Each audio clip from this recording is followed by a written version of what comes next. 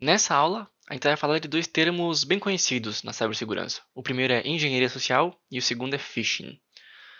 A engenharia social, basicamente, é a manipulação de pessoas para obter acesso a informações, sistemas ou locais restritos.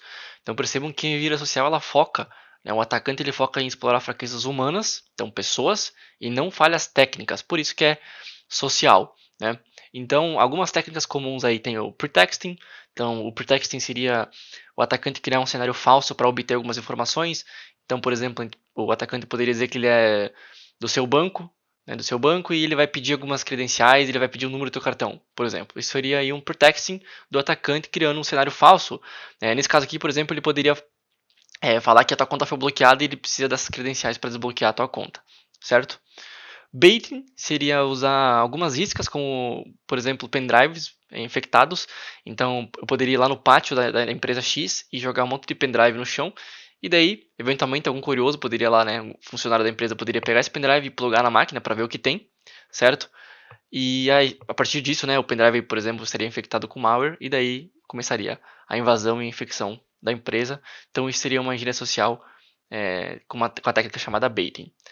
Tailgating é quando você, por exemplo, segue alguém autorizado para entrar em alguma área específica. Então, por exemplo, tu tem lá a catraca da empresa e daí a pessoa que está na tua frente, ela passa a catraca, né? E daí tu fala assim, opa, segura a catraca para mim aí ou segura a porta para mim, já para aproveitar, né, o embalo. Então, tu passa junto com a pessoa, né, fingindo que tu tá familiarizado com o ambiente e tudo mais, só para poupar um pouco de tempo e a pessoa acaba te deixando, não dá muita bola. Isso seria então a gíria social de tailgate, porque tu estaria aí, por exemplo, passando, né, a verificação da autorização da catraca ou da porta que usa alguma digital, por exemplo, para ser liberada. Impersonation seria você se passar por alguém confiável. Então, por exemplo, no exemplo que eu dei do pretexting, que o funcionário do banco pediria para você passar as informações do cartão para desbloquear a conta, o impersonation também poderia estar relacionado a esse exemplo, é que o impersonation é você se passar por alguém, então nesse caso você estaria se passando pelo gerente do banco, por exemplo, ou você poderia se passar, uma técnica comum é se passar pelo técnico de TI, então tu liga lá no RH, tu liga no financeiro, liga em algum setor e fala assim, ó, pô, eu sou aqui da TI, eu preciso das suas credenciais do teu Windows, do teu RDP, do teu SSH para acessar essa máquina e conseguir fazer um update de um software, por exemplo. Tá? Então, esse seria um exemplo de impersonation. E, inclusive, é uma área comum da engenharia social, né? Existe uma área de pentest específico para engenharia social, que a gente chama de pentest físico, que é justamente, a gente vai falar um pouco disso nas próximas aulas, mas é justamente tu conseguir invadir localmente e fisicamente sistemas, áreas locais, né, servidores, por exemplo, uma sala de servidor específica, e aí através, para alcançar esse objetivo, né, usa-se muito aí a engenharia social. E aí falando um pouco sobre phishing. O phishing é uma forma de engenharia social, então o phishing está dentro da engenharia social, a engenharia social seria o conceito mais amplo. Então o phishing é a engenharia social que usa e-mails, SMS ou sites falsos, então qualquer forma de comunicação por redes, para enganar a possível vítima. É muito comum esse termo, né? Possivelmente você já ouviu falar, possivelmente você já recebeu e-mails de phishing. Então, um e-mail de phishing comum por exemplo, vinha um e-mail lá falso dizendo que a tua conta da Netflix, a tua conta da Amazon está com pagamento pendente. Ou a tua conta da telefonia está com pagamento pendente, tem lá um boleto anexado, e daí tu paga esse boleto, mas na verdade aquilo não era o e-mail original, né? Era um e-mail falso, e aí tu acaba pagando esse dinheiro aí para um possível atacante. E aí, o phishing ele utiliza de alguns fatores humanos, né? Por exemplo, ele utiliza o senso de urgência. Então, nesse caso da Netflix, ou você paga esse boleto aqui, ou tua conta vai ser encerrada hoje, ou ela vai ser bloqueada e tu não vai ter mais acesso. E a pessoa, né, com esse sentimento de urgência, ele precisa resolver logo esse problema, paga muito, né, muitas vezes sem verificar de fato o e-mail, ou verificar as possíveis informações, né, os indícios que dão que aquele e-mail é falso. E aí, pelo senso de urgência, a pessoa acaba caindo no phishing.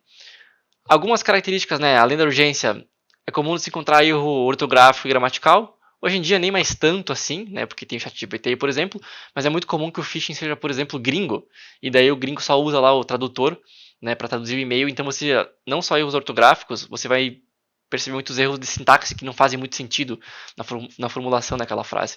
Então muitas vezes tu pode perceber o phishing dessa forma, porque com certeza a empresa original, né, se preocuparia em formular um e-mail com nexo, né, com sentido adequado no português, no geral, certo? Anexos maliciosos, então o próprio boleto já está anexado, já é algo suspeito, porque muitas vezes a própria empresa anexa um boleto, por exemplo, no caso da Netflix, ela só te avisa que tem um pagamento pendente, ou que tem um pagamento, ou que tua conta foi cancelada, por exemplo, e ela te direciona justamente a entrar no site oficial da Netflix, nesse caso, da Amazon, ou em qualquer outra situação.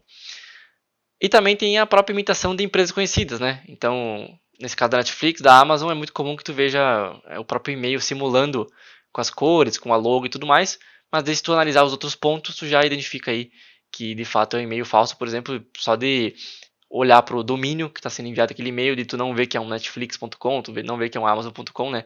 Normalmente é um domínio estranho, esquisito, só por aí tu já consegue identificar que é um possível e-mail falso. E o phishing então é muito usado como uma forma de engenharia social também. Algumas outras variações de phishing que acabam mudando o nome, né? Então não são phishing necessariamente, mas que tem a mesma ideia, seria o smishing. O smishing seria a engenharia social através de SMS. O vishing, que seria através de voz. Então o exemplo de ligar para alguém e fazer ela passar as credenciais, por exemplo, fingindo ser do banco, seria um ataque de vishing.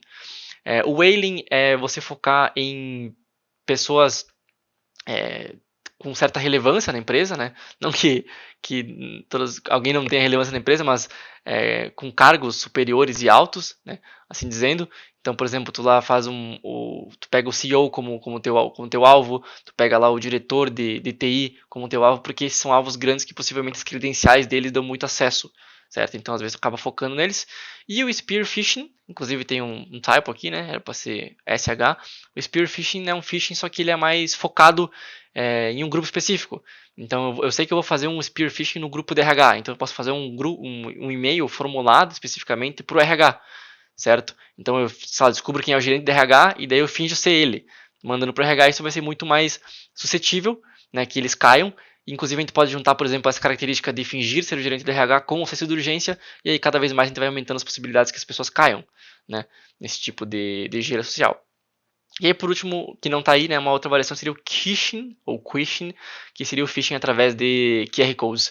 Então, tu vai lá, cola um QR code na parede, e a pessoa é curiosa, vai lá, lê o QR code e acaba se direcionando para um site malicioso e tal, e a partir daí ela entrega as credenciais dela ou informações sensíveis. Então, basicamente, esses seriam aí os exemplos de engenharia social e de phishing.